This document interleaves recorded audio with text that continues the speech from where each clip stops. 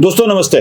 मैं आज आपको दिल्ली फाइल्स बताने वाला हूं। जी हां, दिल्ली फाइल्स। हमने बहुत सारे फाइल्स वाले पिक्चर देखे हैं, लेकिन ये अनूठा दिल्ली फाइल्स वाला पिक्चर मैं आपको दिखा रहा हूं। क्या है दिल्ली फाइल्स, क्या था कश्मीर फाइल्स, ये पहले समझ लेना होगा।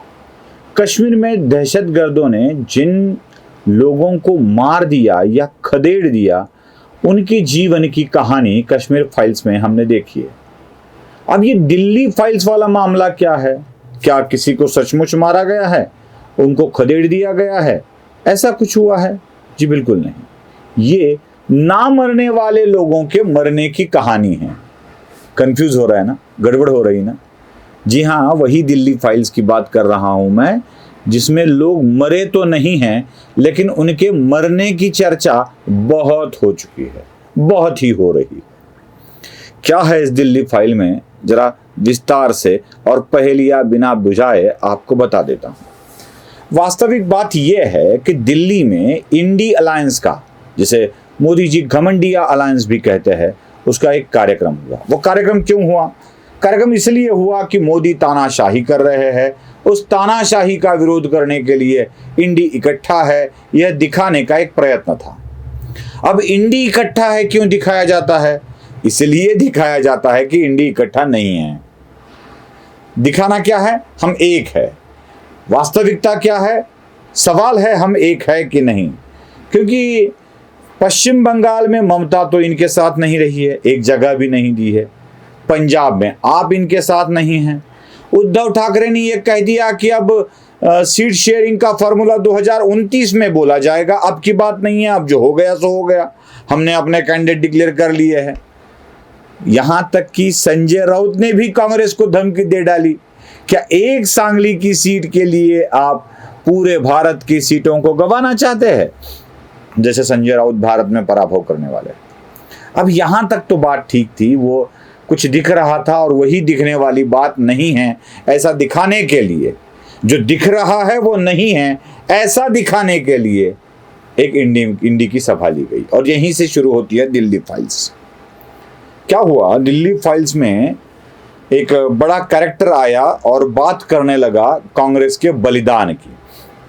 सवाल पूछने लगा कि क्या आरएसएस और भारतीय जनता पार्टी के किसी नेता ने क्या देश कार्य में अपना बलिदान दिया है? मुझे लगता है बड़ी अवैज्ञानिक बात होती है।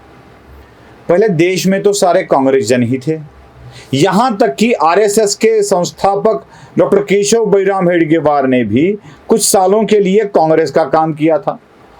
वहां उस वक्त वो जेल में भी गए थे। मतलब सारे के सारे उस वक्त के स्वातंत्र पूर्व काल के कांग्रेस ही थे। यहां तक कि देश में जितनी पार्टियां बनी हैं वह कांग्रेस से पृथक होकर ही बनी हैं। अवैज्ञानिक बात यह है कि भारतीय जनता पार्टी नाम के जिस बच्चे का जन्म स्वतंत्रता के बाद हुआ, उसको पूछा जा रहा है स्वतंत्रता में तुम्हारा क्या योगदान था।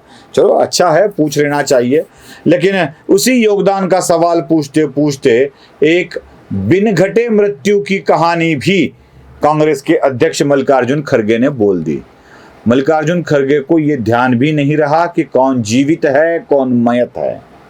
मल्लिकार्जुन खड़गे बोल गए कि राहुल गांधी के शरीर के टुकड़े टुकड़े हो गए थे। अब ये बात अगर मैं कहूं तो मेरे ऊपर न जाने कितने लांछन लगाए जाएंगे।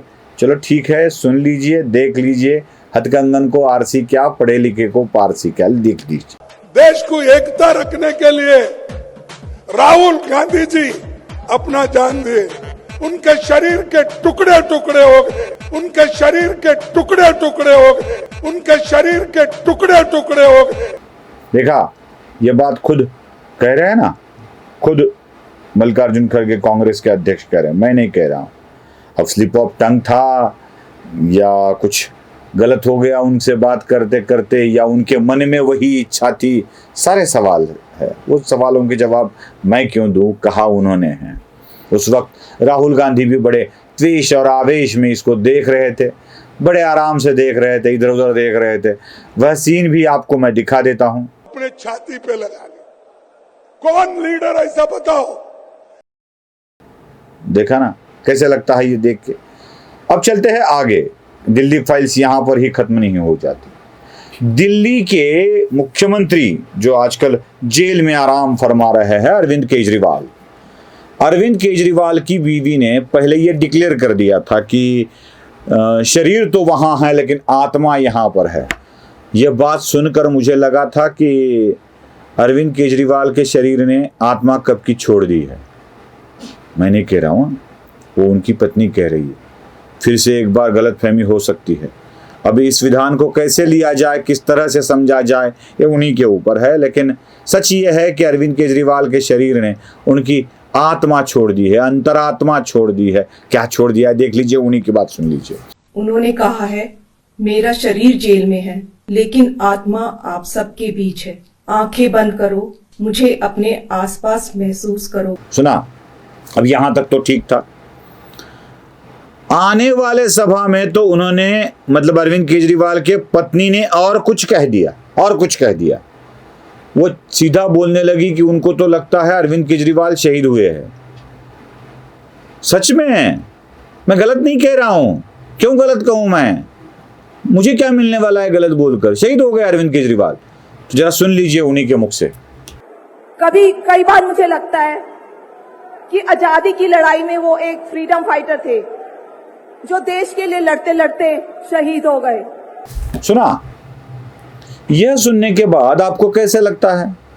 बड़ा मजा आता है ना, बड़ा ही मजा आता है।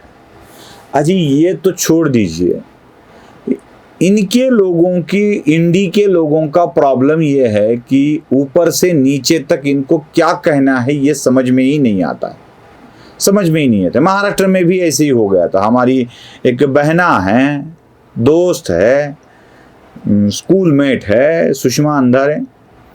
उनको इस बात का पता ही नहीं था कि मरा कौन है।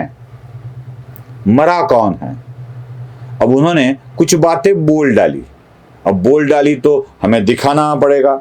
आप सुन लीजिए। ठाणे हे स्वर्गीय केदार दिघे साहेबांचं ठाणे आहे। स्वर्गीय केदार दिघे साहेबांच्या एका शब्दावर राजन विचारे साहेबांनी राजीनामा दिला आणि ती जागा एकनाथ शिंदे यांच्यासाठी रिकामी करून दिली। ते ठाणे आहे। त्या ठाण्याला एका निष्ठेचा इतिहास आहे।